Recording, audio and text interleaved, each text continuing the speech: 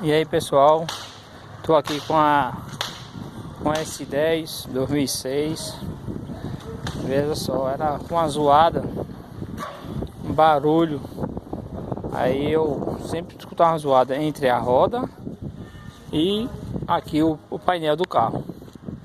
Aí veja só, eu mandei olhar terminal de direção, pivô, a bucha da bandeja.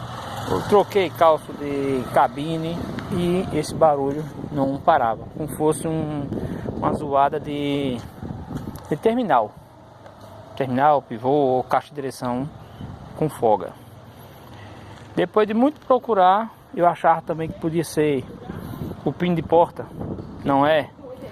Veja só pessoal, onde é o barulho. Esse parafuso aqui, ó, que segura o capô do carro. Esse parafuso aqui, ó, ele com a folga nessa região aqui.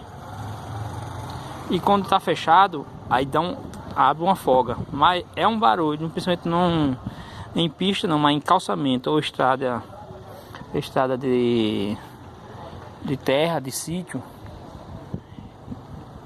É um barulho que perturba muito.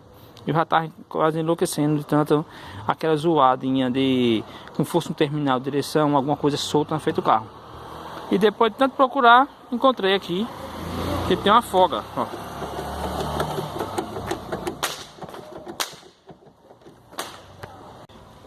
E aí pessoal, a folga.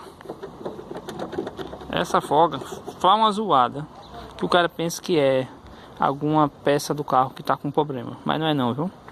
Caso alguém esteja passando por esse mesmo problema, tá aí a solução. Mande verificar esse parafuso se há folga. Valeu galera.